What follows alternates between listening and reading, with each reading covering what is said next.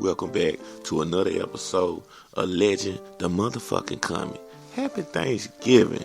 I hope you ate some good turkey, dressing, cranberry sauce, gravy, sweet potato pie, apple pie. Candy yam. All the stuff to run your blood pressure up. I hope you got a chance to eat it. If we ain't gonna run our blood pressure up one time out the year, then Thanksgiving is the time. It is the time of the year where you can get as much grease into your bloodstream as you want to. And you don't have to worry about it. Don't worry about what the doctors say on Thanksgiving. You only live once anyway. This is the time that you can put yourself in a position to have a stroke. Now, I'm not telling people to do that, but the food just be so good and so salty and so savory. You just can't resist the flavors that jump off on Thanksgiving. So, speaking of Thanksgiving, hope you enjoyed it with your family, your friend, your baby mama, your baby daddy, your husband, your badass kids. Whatever type of family you got, I hope your day went good for you. Some people got fucked up families. They didn't even sit down and eat with their families because their families ain't worth a damn and don't have the right spirit. But to the ones that's blessed, it was a beautiful day for y'all. Now, Iman Shumpert, that used to play for the Cleveland Cavaliers with LeBron James, is turned out to be a jealous narcissist. This is what Teyana Taylor has said, and she secretly filed to divorce him. She don't want to put her business out there for the whole world. That's one thing about this lady I have to respect. I got respect for this lady with this move because the average woman, they go straight to every website, every avenue they can to put their business out there. And guess what? When a woman doesn't put their business out there with the man that they was with, that means that they really care and have genuine love for that man. When women go straight and put you on blast, they never thought shit about you. So men, remember that. If you dealing with a woman and things ain't going right and she's quick to try to put you on blast, she means you no fucking good. She never meant you no good. Because if she really cared, she's going to keep it on the quiet. She's going to keep it on the low. She's going to keep it in-house. Now, Teyana Taylor and Iman Shumpert are getting divorced. She secretly moved to end their marriage nearly a year ago and claims he's been a jealous narcissist during their 7-year marriage. Now, according to legal documents obtained by TMZ, Teyana filed to divorce the former NBA star way back in January, more than 8 months before they announced the separation. Now in the documents, Teyana details the demise of their marriage, accusing Iman of being jealous about her fame and feeling insecure and being good enough for her. Despite the fact he was earning way more playing basketball than she could ever dream of making in music, Teyana claims Iman would grow annoyed when they would attend public events together, and photographers would ask for him to step out of the frame. You see this? This is what goes on today with niggas in the neighborhood of poverty. When they get with a successful black woman, I have seen this. I got to speak on what I have seen. That woman is doing big things in life. She's shining. She's glowing. She's buying nice clothes that she's always dreamed that she can afford. She has a nice car. She's going to classy events. She's meeting with like-minded business individuals that can take her to another stratosphere. And you have this bum, low-grade nigga next to you trying to pull you down, getting in the way, fucking up your opportunities, stopping you from really thriving because he's jealous. Jealous of something that he has. See, a lot of men trick themselves away from being around a good woman. Yeah, you get around a woman that could be the best thing that ever happened to you, and you just fuck it up. Now, I don't know what she could have did. I don't know if she may have cheated. We don't know what went on. But I'm just saying from the outside speaking, looking in.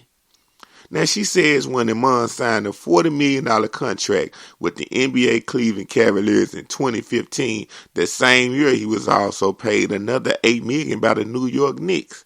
He remained aggravated by her notoriety, jealous of her acting career, and insecure about her being with other men. Now, if you're going to mess with a woman that's an actor, you have to be a strong, confident man. And that's a woman, goes for a woman too.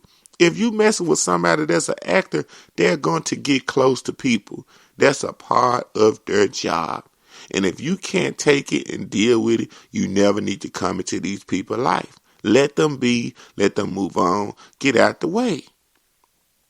But if you really care about somebody and love somebody, I feel like you can block that out because you know what they're trying to do.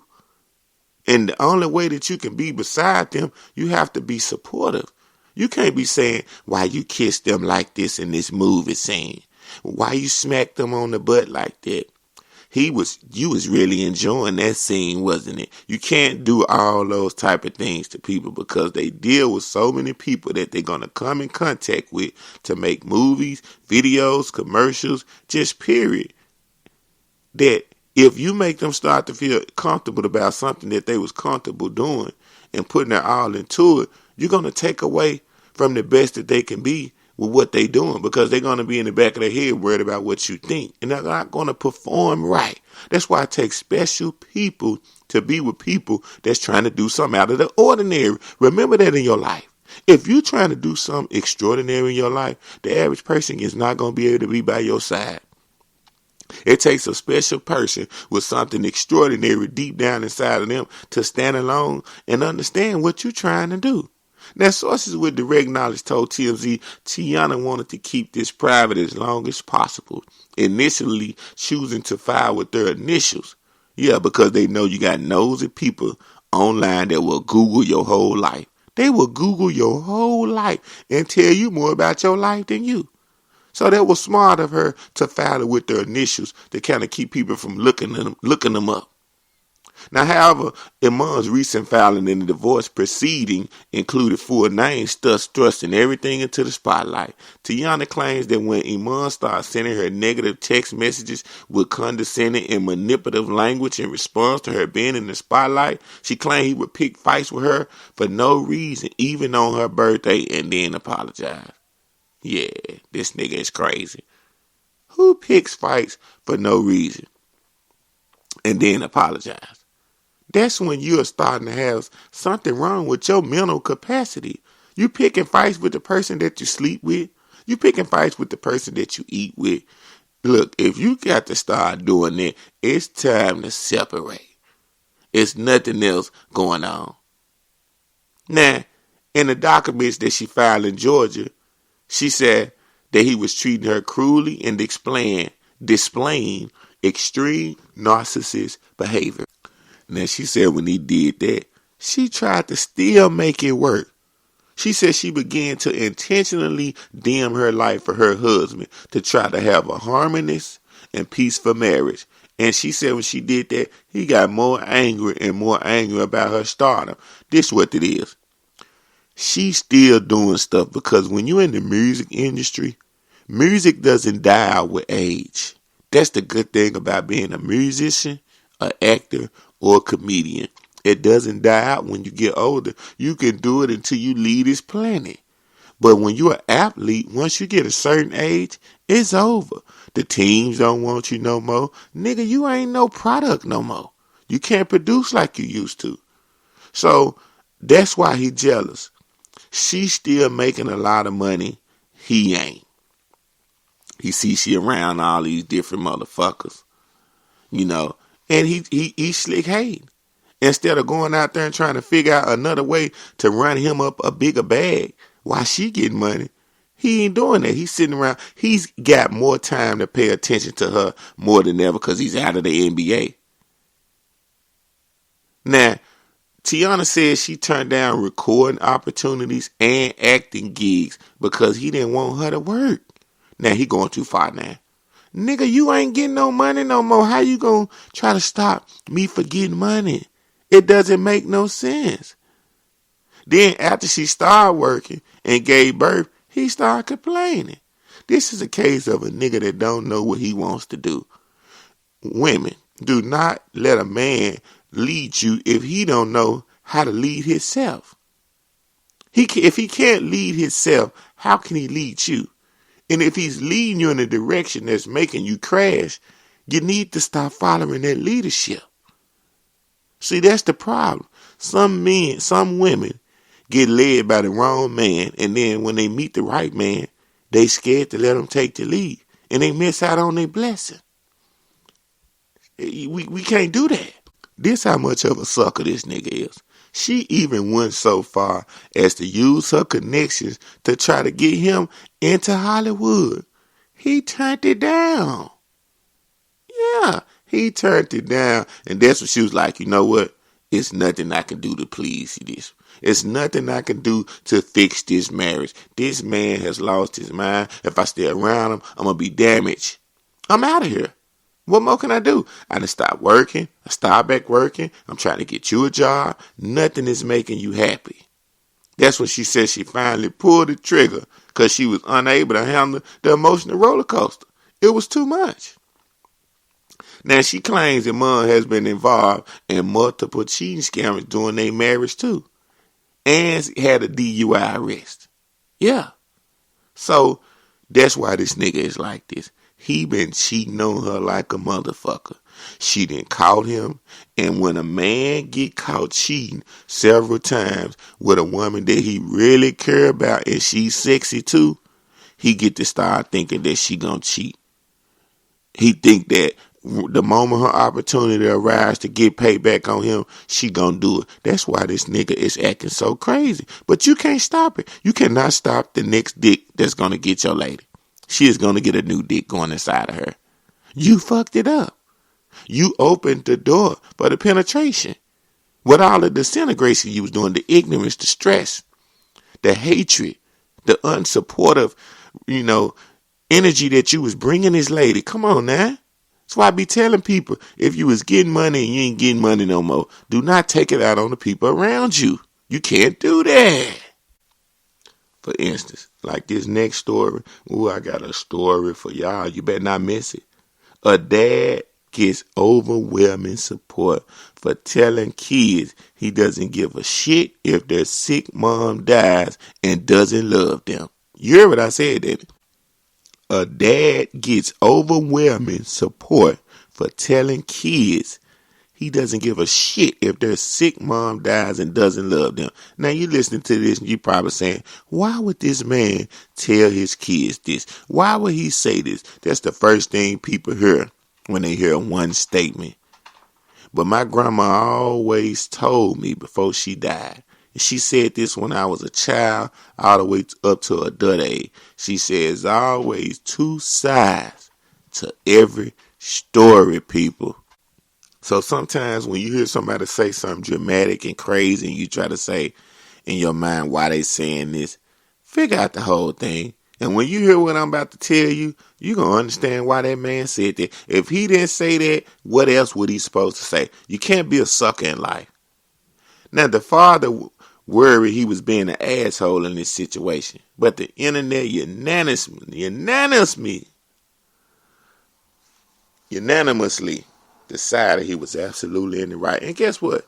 Let me tell you something, people. Stop putting your business on the internet and caring about what the internet think. The internet is not your family. The internet doesn't care about you. Now, don't get me wrong. It's some people on the internet that listen to you, hear your stories, hear your struggles, and they do have affection and do care. But it's a small percentage. So based on that, you can't worry about when motherfuckers got something bad to say about you that don't know your story and don't know your life. Now, he went to Reddit, the famous website, fearing that he done something wrong after his lunch with his kid went sideways, right? Now, while disclosing a fair amount of his history, including life-threatening illnesses, he let the internet decide on whether he was too harsh. And this was shared to an anonymous forum, seen to strike the Reddit community. Now, this is what happened, right? The man said I'm 56 years old. I was diagnosed with pancreatic cancer back when I was 37. They caught it relatively early, but I was not expected to survive. About a month after my diagnosis, my ex-wife, Sarah, 55 years old, divorced me, took the kids, the house, and most of our savings. Did you hear that? I'm going to say it again. This lady divorced him a month after she found out that he was sick and was supposed to die. Took the kids, the house, and most of his money. That is a low down, evil bitch. That's right. This is a low down woman that's an evil bitch. That's right. I said it and I stand on it. Anybody that don't think that she evil lost their motherfucking mind. They say when you get married, they told me that it said to his death do us part. That's what somebody told me. Yeah, I thought that was in the Bible. I thought that's what the Bible said. So if your person gets sick that you married to one month after you find out that they sick, you divorce them, you take the kids, you take the house, you literally take the man for everything because he never was nothing to you from the beginning. See, you got a lot of people that together with people. You got somebody right now that you sleeping with. Somebody that you sleeping with that you think really with you don't give a damn about you. You better pay attention to what's going on around you. Watch certain things that transpire and you will notice it's because of the position you in life. You know? Or when they got with you, they was looking for financial stability. Or when they got with you, they really cared about you then. But then as time went by, they start to lose care for you and they just like, fuck you. It happens with a lot of people. Now, she even turned the kids against him.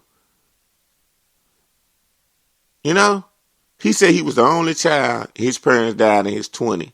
So to deal with that was a motherfucker. He only had one person that was helping him through all this, and that was his coworker. She was the only person in the world he said that seemed to care about him. Now, before you ask, was there no infidelity? She divorced him because she couldn't be his nurse and watch him die. Yeah. So the doctors tried to remove the tumor after a few courses of chemo, and he said he went into remission, and after surgery, some more chemo. He said he was trying to be there for his kids, but this bitch went and remarried somebody. She went and remarried somebody. Stop calling on the birthday. He said, so when he seen that he finally realized that she didn't think of him as a human being. Let's just call it what it is. Once she went to divorce you and all that shit, you knew right then that she wasn't shit. But a lot of times men be broke. They been with somebody so long, they done built this family. You think this is the person with you, and then you get told that you might die, and you about to die. That's a hard pill to swallow. Everybody can't take certain pressures in life. Some pressures in life will bust your pipe. That's why certain pipes can't take water pressure, and it'll bust. It's too much.